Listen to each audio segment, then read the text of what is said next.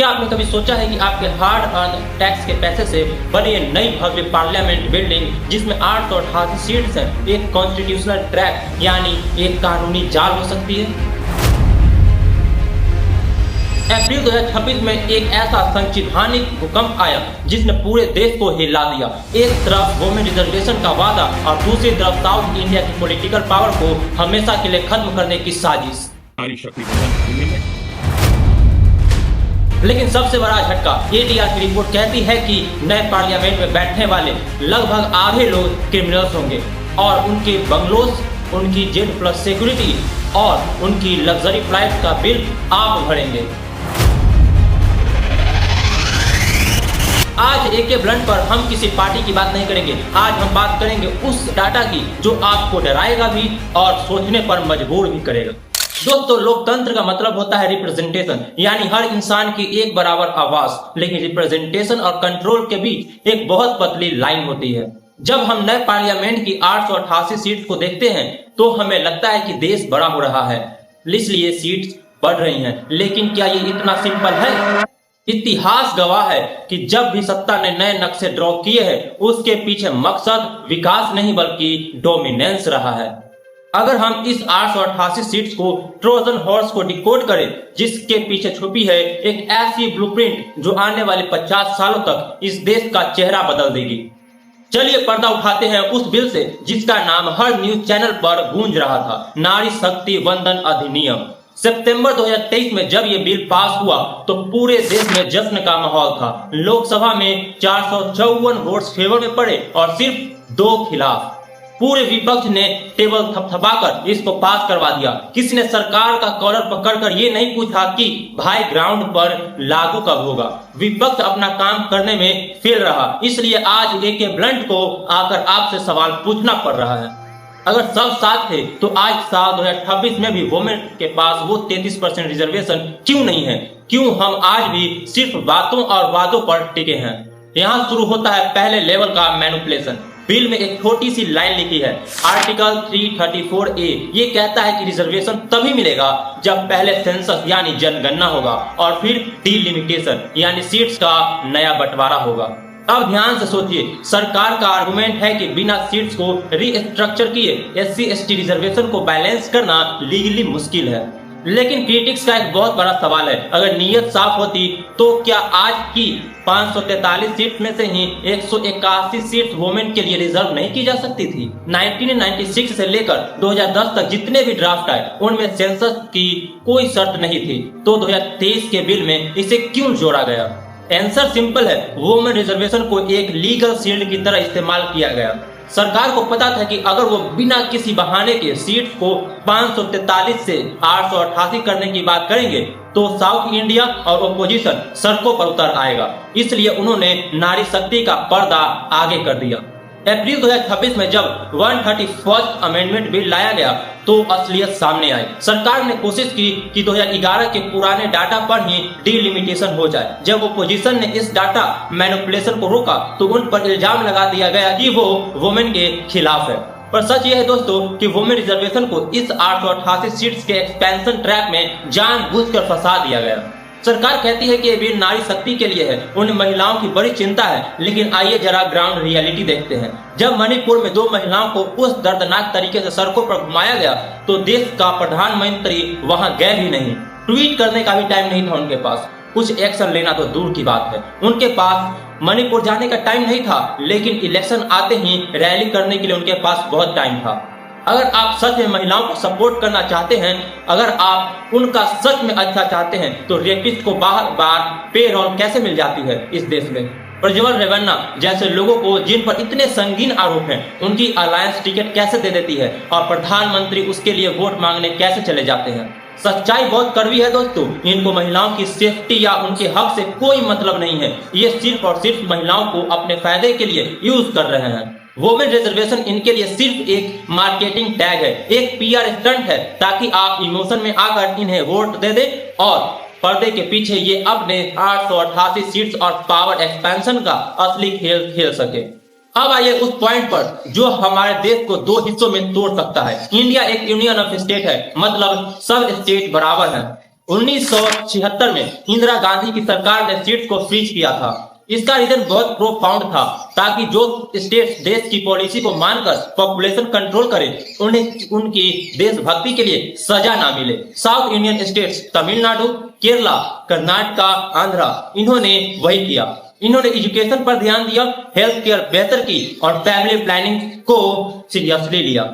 आज उनका fertility rate 1.7 से 1.8 के बीच है, जो कि रिप्लेसमेंट लेवल से भी नीचे है, मतलब वहां आबादी ठहर गई है। लेकिन नॉर्थ इंडिया में, खासकर हिंदी बेल्ट स्टेट्स में पॉपुलेशन एक्सप्लोजन चलता रहा। बिहार का फर्टिलिटी रेट 3.4 है, यूपी का 2.7 है। अब रूल ये कहता है कि सीट पॉपुलेशन के हिसाब से बढ़नी चाहिए, तो 2026 में जब ये फ्रीज हटेगा तो रिवॉर्ड किसे मिलेगा?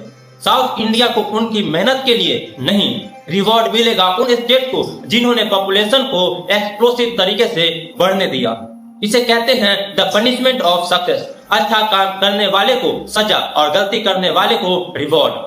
प्रोजेक्शन का डाटा देख लीजिए। अकेला यूपी 17 से 20 नई सीट्स गेन करेगा, बिहार 11 सीट्स गेन करेगा, राजस्थान और एमपी में भी भारी बढ़ोतरी होगी। पर साउथ इंडिया, तमिलनाडु 9 सीट्स खो देगा, केरला 6 सीट्स खो देगा। इसका मतलब समझ रहे हैं आप? एक यूपी के वोटर की आवाज एक तमिलनाडु के वोटर से ज्यादा ताकतवर हो जाएगी। इससे नॉर्थ इंडिया की पॉलिटिकल हेमनी यानी दादागिरी शुरू होगी। अगले 50 साल तक कोई भी पार्टी सिर्फ नॉर्थ के 4-5 स्टेट्स को खुश करके पूरे देश पर राज करेगी। साउथ इंडिया सिर्फ एक टैक्स पेइंग कॉलोनी बनकर रह जाएगी, जहां के लोग पैसा तो देंगे पर उनकी पार्लियामेंट में कोई आवाज नहीं होगी। क्या ऐसे हमारा देश एक साथ रह पाएगा? ये सवाल आपको खुद से पूछना होगा। आपके दिमाग में सवाल आ रहा होगा, भाई सीट्स बढ़ने से रूलिंग पार्टी को इतना बड़ा फायदा कैसे होगा? पॉलिटिकल साइंस में इसको गैरीमैंडरिंग कहते हैं, पर आसान भाषा में समझे तो नक्शे की हेराफेरी। आपको लगता है इलेक्शन सिर्फ बटन दबाने से जीते जाते हैं? नहीं, इलेक्शन नक्शे ड्रॉ करके भी जीते जा सकते हैं। जब 2026 में कॉन्स्टिट्यूएंसीज की नई बाउंड्रीज बनाई जाती तो ये पावर डिलिमिटेशन कमीशन के पास होगी, जिसे इनडायरेक्टली सरकार इन्फ्लुएंस करती है। इसे 2 तरीकों से किया जा सकता है, क्रैकिंग और पैकिंग। पहले समझते हैं क्रैकिंग। मान लो एक शहर है जहां 60% लोग ऑपोजिशन को पसंद करते हैं। डिलिमिटेशन के वक्त उस शहर के 3 अलग अलग एरियाज में डिवाइड किया जाता है और उन्हें आसपास के रूलिंग पार्टी एरियाज के साथ जोड़ दिया जाता है। नतीजा ये होता है कि वो 60% लोग हर जगह माइनॉरिटी में आ जाते हैं और तीनों सीट्स हार जाते हैं। दूसरा है पैकिंग। ऑपोजिशन के सारे वोट्स को एक ही सीट्स में ठूस देना, ताकि वो वहां तो जीत जाए पर बाकी 10 सीट पर उनका असर 0 हो जाए। 888 सीट का मतलब है नक्शे को इतनी बार हैक किया जाएगा कि ओपोजिशन का नाम और निशान मिटाने की तैयारी होगी। ये रिप्रेजेंटेशन नहीं, ये कानूनी तरीके से इलेक्शन को प्री फिक्स करना है।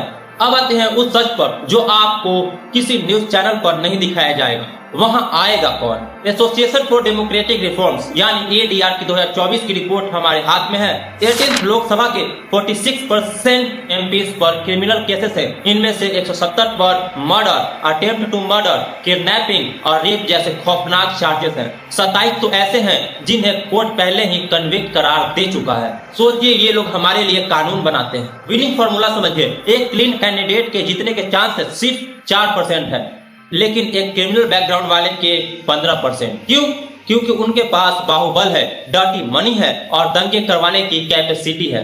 अब लॉजिक लगाइए, सीट्स 543 से बढ़कर 888 हो रही है, मतलब सिस्टम को और 345 नए कैंडिडेट्स चाहिए। डाटा कहता है कि सिस्टम हमेशा विनेबिलिटी को टिकट देता है। इसका मतलब है कि नए पार्लियामेंट में बैठे क्रिमिनल्स की फौज और भी बड़ी होगी। हम 300 से ज्यादा नए बाहुबलियों को वीवीआईपी बना रहे हैं। क्या आपको लगता है कि ये लोग आपके बच्चों के लिए स्कूल्स या हॉस्पिटल्स की बात करेंगे? नहीं, ये सिर्फ अपने क्रिमिनल एम्पायर को प्रोटेक्ट करेंगे। हम नया पार्लियामेंट विकास के लिए नहीं बना रहे, हम बाहुबलियों का एक्सपेंशन एक्ट लिख रहे हैं। इन सब का बिल कौन भरेगा? आप और मैं। एक एमपी को पालने का खर्च साल का कम से कम 3.5 करोड़ रुपए है। लुटियंस दिल्ली में एक एमपी को जो बंगलो मिलता है उसका मार्केट रेंट ओपन मार्केट में 75 लाख रुपए महीना है, पर वो इन्हें मिलता है सिर्फ 105 रुपए में। उनके घरों के रिनोवेशन पर सीपीडब्ल्यूडी करोड़ों रुपए आपके टैक्स के पैसे से खर्च करता है। लेकिन सबसे बड़ा झटका है वीवीआईपी सिक्योरिटी।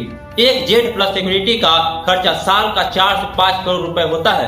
अब इमेजिन कीजिए, नए पार्लियामेंट में 300 नए एमपीज आएंगे, इनमें से काफी लोग क्रिमिनल्स बैकग्राउंड वाले होंगे। उनकी सेल्फ प्रोटेक्शन के नाम पर आपके टैक्स के करोड़ों रुपए एनएसजी और पुलिस सिक्योरिटी में बहाए जाएंगे। दोस्तों, हम टैक्स भरते हैं देश के विकास के लिए, लेकिन वो पैसा जाता है बाहुबलियों के ऐशो आराम और सिक्योरिटी में। 888 सीट का मतलब है करोड़ों का एक्स्ट्रा टैक्स बोझ हर साल। हम उन लोगों की सिक्योरिटी के लिए पैसा दे रहे हैं जो खुद कानून तोड़ने के लिए मशहूर हैं। ये एक लीगलाइज्ड लूट है।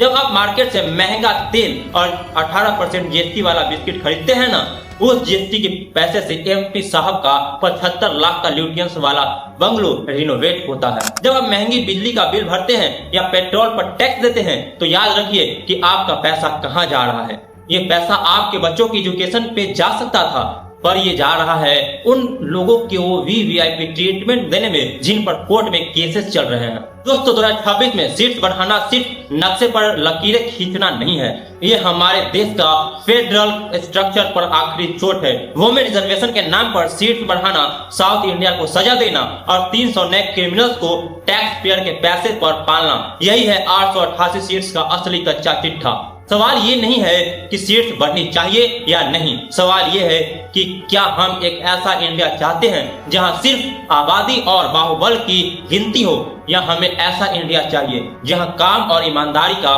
वैल्यू हो। फैसला आपके हाथ में है। अगर आप आज खामोश रहे तो कल आपका वोट सिर्फ एक फॉर्मेलिटी बनकर रह जाएगा। इस वीडियो को हर उस टैक्स पेयर तक पहुंचाओ जिसे लगता है कि उसकी मेहनत का पैसा देश बना रहा है। उसे दिखाओ कि उसके पैसे से क्या बन रहा है। मैं हूं एके ब्लंट और मैं तब तक बोलूंगा जब तक आप सुनना शुरू नहीं करेंगे। Stay sharp. जय हिंद।